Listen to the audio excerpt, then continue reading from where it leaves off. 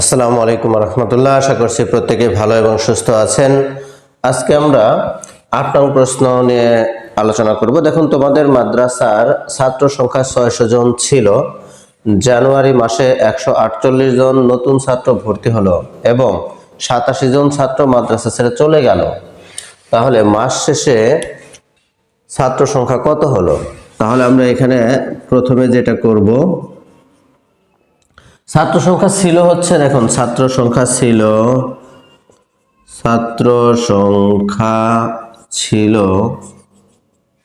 ৬০০ জন। এবার নতুন ছাত্র ভর্তি হলো কত?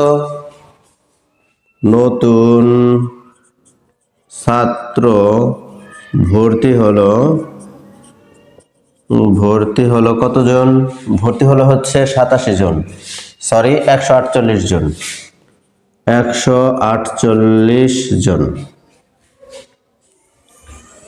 তো এবার দেখুন, তাহলে ছাত্র হলো কত? সুতরাং ছাত্র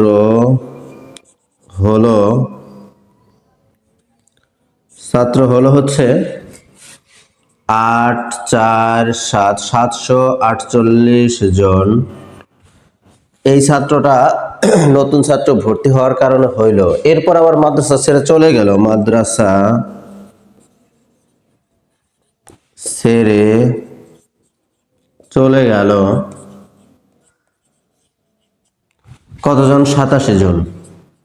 মানে সেটা বিয়োগ হয়ে গেল, চলে গেল মানে বাদ হয়ে গেল। সুতরাং ছাত্র থাকলো।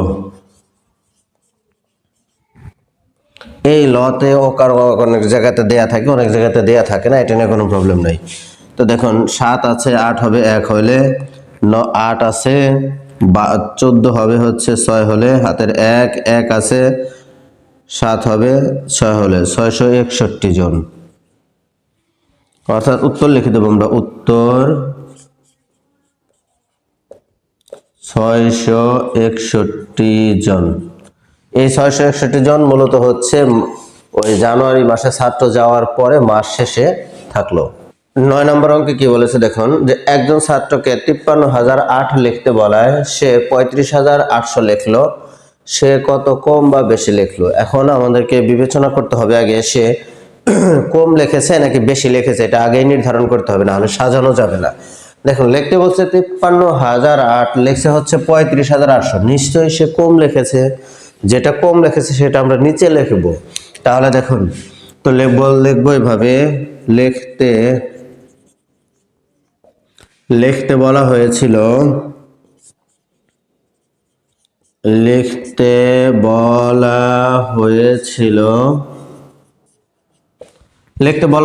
হচ্ছে ৫৩,০০৮, মানে হচ্ছে ৫৩,০০৮।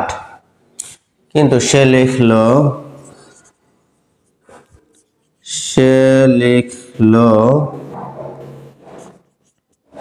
কত? ৩৫,৮০০। তাহলে সে কি লিখছে? সে কম লিখেছে, সুতরাং কম লিখলো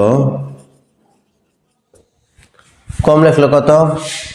৮ ০ ১০, শূন্যকে ১০ ধরলে ২, ৬ আছে ১৩ হবে ৭ হলে, ৪ আছে ৫ হবে ১ হলে।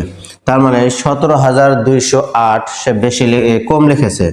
উত্তর লিখে দেব আমরা, উত্তর ১৭,২০৮।